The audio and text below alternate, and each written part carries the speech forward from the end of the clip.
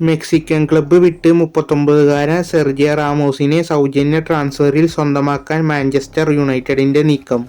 ഒരു പതിറ്റാണ്ടിനിടെ 3-ാം തവണയാണ് റാമോസിനായി യുണൈറ്റഡ് രംഗത്തിറങ്ങുന്നത്. പ്രതിരോധത്തിലെ സ്ഥിരതയില്ലായ്മയും നേതൃപാടവത്തിന്റെ അഭാവവും പരിഹരിക്കാനാണ് വൻമരത്തെ തന്നെ യുണൈറ്റഡ് ലക്ഷ്യമിടുന്നത്. ഡ്രസ്സിംഗ് റൂമിന് ആത്മവിശ്വാസം പകരാനും പ്രതിരോധത്തിന് ചുക്കാൻ പിടിക്കാനും കെൽപ്പുള്ള പരിചയ സമ്പന്നൻ എന്ന നിലയ്ക്കാണ് റാമോസിന് യുണൈറ്റഡിന്റെ റഡാറിലെത്തിയത്.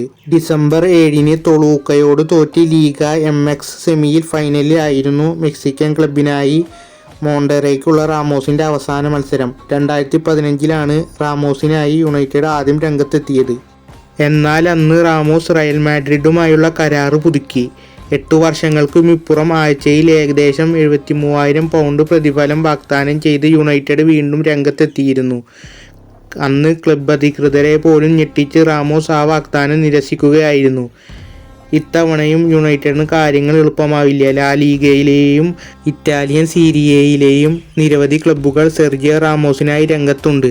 ഇതിനു പുറമെ MLS ക്ലബ്ബായ ഇന്റർ മിയാമിയിലേക്ക് റാമോസ് ചേക്കേറുമെന്നാണ് പുതിയ റിപ്പോർട്ടുകൾ സൂചിപ്പിക്കുന്നത്.